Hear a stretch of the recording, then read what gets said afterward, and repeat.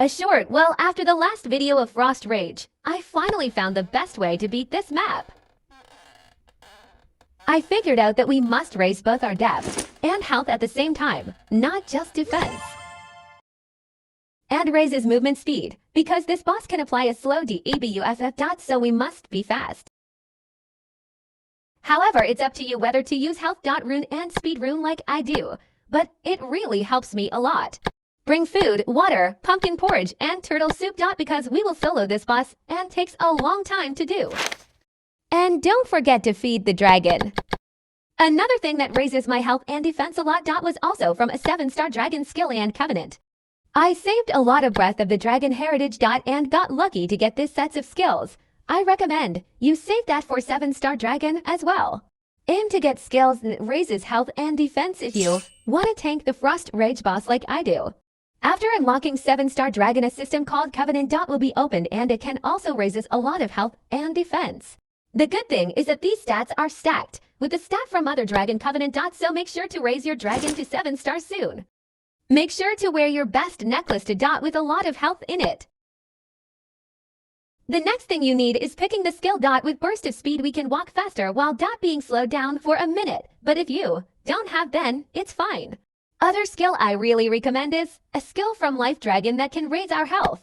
It says here that we will get a shield value of the character maximum health within 40 seconds, but the truth is this shield can last longer than that. Then you can also pick a skill to raise your damage or attack power. It's really up to you, because soloing this boss will take a long time. There is another shield skill from Ice Dragon Force, but it has 10 minutes cooldown and I haven't really tried that, but you can make your choice. To open the Frost Rage map, you need to beat the Dragon Realm single or by asking from someone who have this map. This map will gives you an Ice Dragon armor set blueprint, so it's important to clear this map.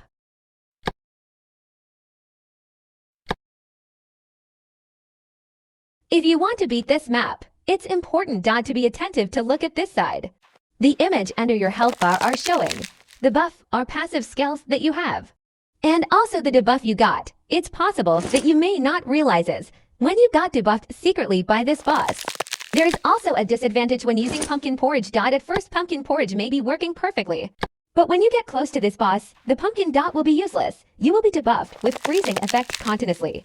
You may think that this fire pit will gives warmness and remove the debuff, but no, it's not helpful at all. It only gives you lag and lower your health more.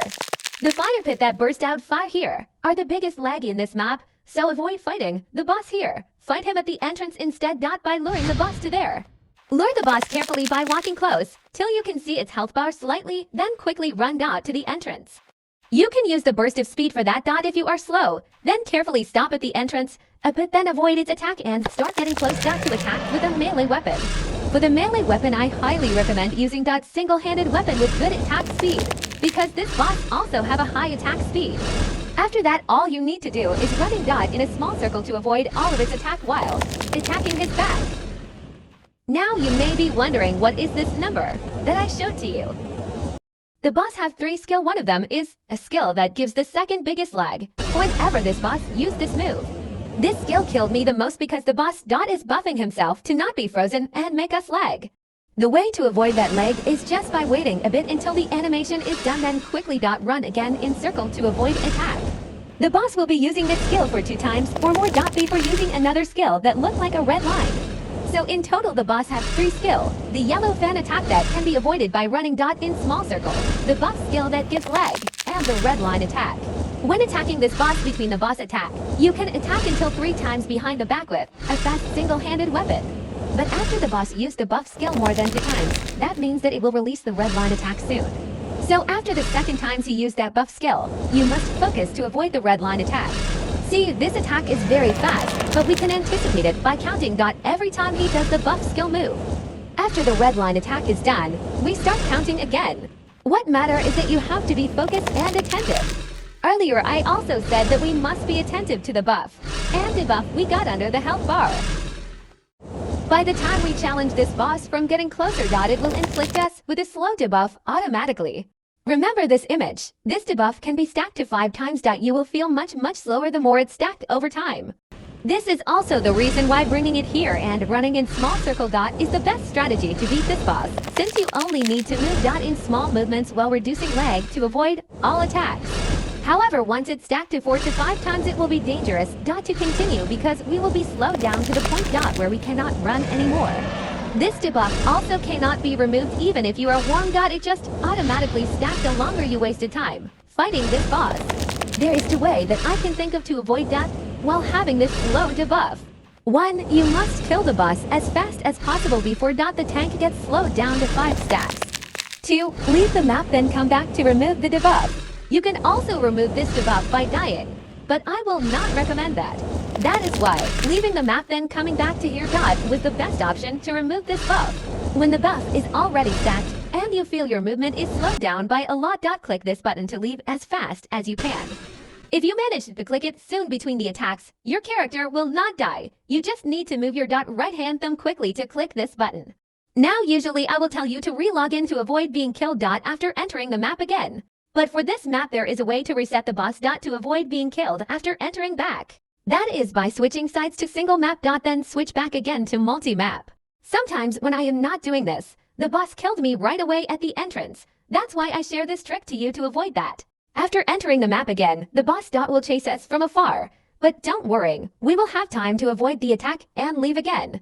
We have to leave then re-enter the map for 2 times to finally reset this boss and avoid being chased or killed. After leaving for the second time, just do the same like before then re-enter the map again. Finally, the boss is back to its place without chasing us or attacking us at the entrance. Don't worry about the boss health, it will remain the same as when you last attacked it. As long as you do not disband the team you are currently in. Now look, the slow debuff is completely removed. We are not slowed down anymore. This method always works 100% and can save you from death caused by the slow debuff. After that, just lure the boss to the entrance again then continue lowering its health. You can do this trick again by leaving the map every time you feel like your movement is too slow to avoid the boss attacks. But this trick only have one bad side you cannot do this trick with a team that fights the boss together with you, because if the tank leaves the map in the middle of the fight, the boss will attack your team instead, then cause more death. That's why I am showing you this way by doing it solo. Soloing this boss is the best way to beat this boss. It will take a long time, but you will have less lag and can remove the slow debuff by leaving the map without worrying about your teammate dying in your place. Remember that this method is only for those that still cannot beat the boss before the slow debuff. Stack to 4 to 5 times, otherwise if your team is very strong, you guys can just beat it quickly. But if you still want to beat this boss with a teammate then I suggest you solo this boss to a minimum health, or to half of its health then try killing it quickly with your team before your slow debuff is too high. I have been soloing this boss for more than 2 months now, and stopped when the boss reached low health then I make a team of multi to finish the boss with the team. This way everyone doesn't need to solo this boss all the time, and you can carry them to here without anyone dying. Now for the rest of the video, please learn by watching and enjoy.